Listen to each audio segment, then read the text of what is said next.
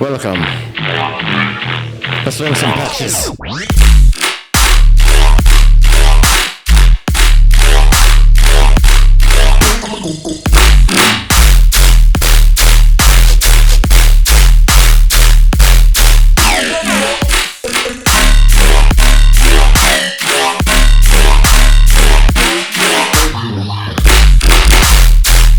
Okay, sick.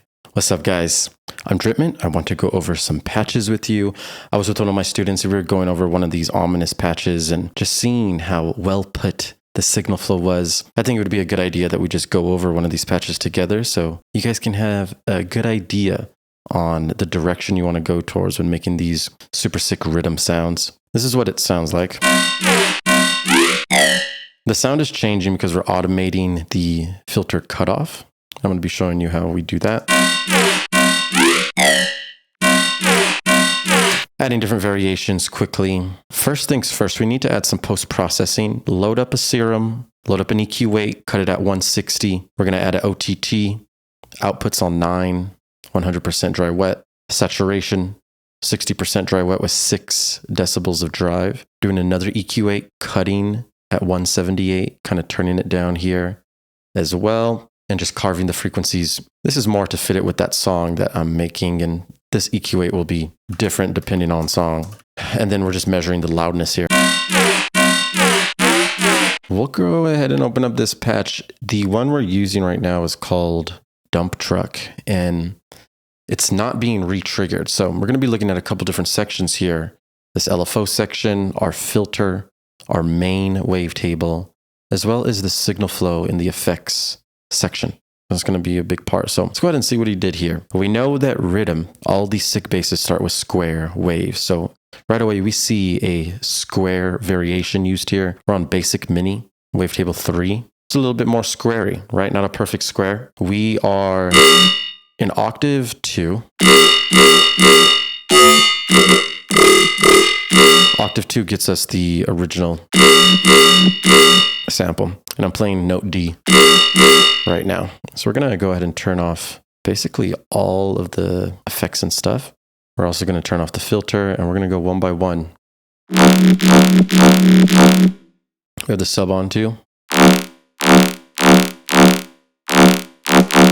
The sub is going to be adding a lot of low frequencies. It's -2 octave, and the level is just going full blast. So when we play the sound, a sub plays with it. Adding more low, mid, grunge. So regular. So when we add effects and stuff, the sub's not going to be affected because direct out is on. So it's bypassing all these effects and going after it. So it's just a clean sub. Envelope 1 is modified. Attack is 206. Decay 0.2. Sustain. Making a shorter, choppier sound. Releases at 34 milliseconds. And then our LFO shape has a long attack up, long ramp down. We're on quarter note rate. Dot is activated, but we're not using any of the dotted timings right now. But we're using envelope, not trigger. So that means we have to set up a brand new note every single time we play it, rather than it repeating if we hold it like that. Now that's probably not going to be as clean as it being on envelope where we have full control. And we can even mess with the length of the note as well. So remember, basic mini, we're going to put on -2 octaves. Randoms turn all the way down. We're going to add LFO1 to the level of basic mini. It goes up 77. FM from B is turned on and it's at 32%. And the LFO goes down -5. We're going to bypass these movements so you can hear it. That's a regular wavetable. And then we add our LFO modulation. So just using this main oscillator here, oscillator A, we need to be able to get it into a sick filter that adds tonality, that adds movement, and that can create variations. So that's why we loaded this Comb H6- within the flanges section. This is going to be adding a lot of tonality. Remember, resonance has to be turned up a lot. It's at 82%, which is giving it a lot of the effect. Compare it to 0. Compare it to 30. It's about 82% here. Drive is also turned up, turning up the whole filter about 16%. Our cutoff is at 821 hertz. We do have this macro set on the cutoff to actually change the different variations. So you can set up a macro for this knob and do it like that, or you can hit configure, click on the cutoff knob, hit configure again, and then you'll have this filter cutoff arrow that you can automate to make different changes. And that's what I did here up here. So you'll see we're going from like 820 hertz, or this is 420 hertz, 3,380, 420, 1571. So we're just jumping into different areas of that filter to get different sounds. And you can go ahead and listen to what that sounds like now. So it's like going down in pitch, going up. We're just making it wonky, making it move using that filter cutoff. So that's going to be very powerful and going to be one of your main resources. So right now, this is the sound. Pretty dry, but the filter is doing a lot of heavy lifting. We add some reverb.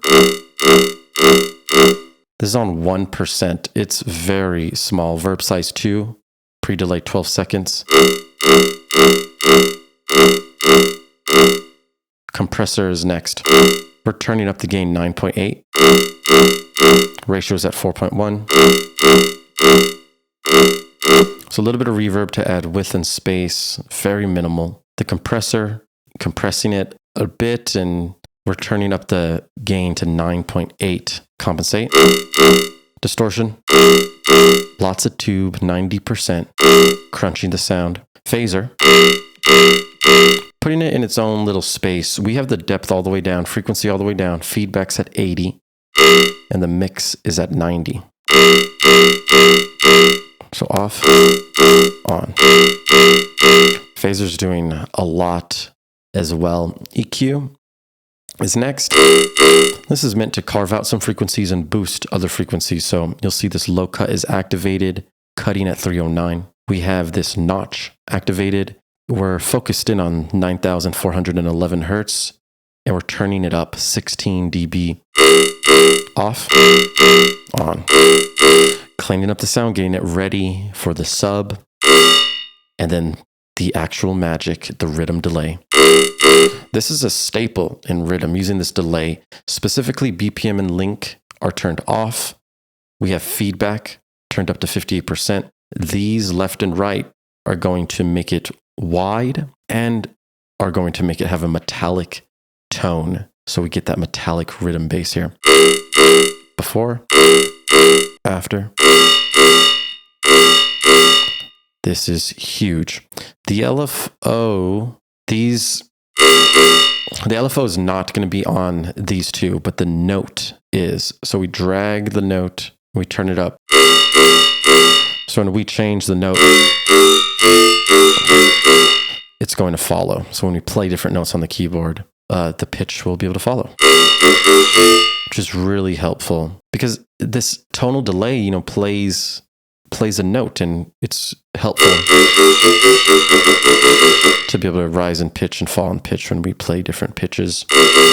So that's what that's doing. It's really helpful. Mixes on 60%.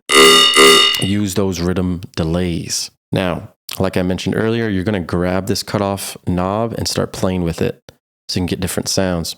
So if we get MIDI here and paste it, for example, we're playing, like I said, octave 2. We're playing our root note, which is D, in D minor.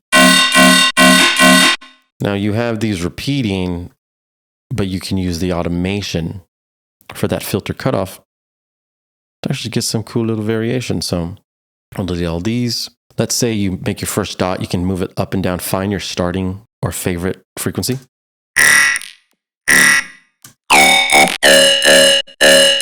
Let's say I like that. We'll keep it going a little bit, maybe switch it up on the last 4.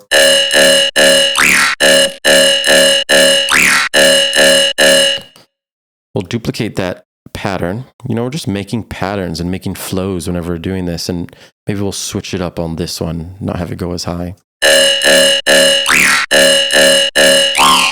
So easily you can just start making like these sick patterns and flows. You just add some drums and some sub. I'll mute this one for now.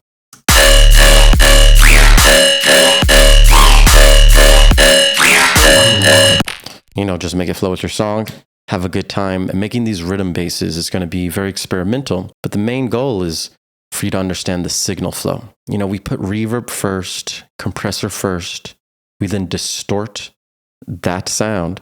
The phaser comes next, adding a clean filter, phasey type of fill, EQ coming in to clean it. And then with that clean signal, we add the sick rhythm delay at the end for a final just oomph to get it right. And then of course, the other filter, comb, H6- is going to be doing a lot of work. So remember what knobs are going to be doing the most so that you can automate them and have a good time. Have fun making patches. Hit me up and leave comments with any questions that you have. Remember, this is an Avant sample preset from the Ominous pack. Super OP. I've been using them all the time. So I hope you guys enjoy. Have a great day and I'll see you later. Peace.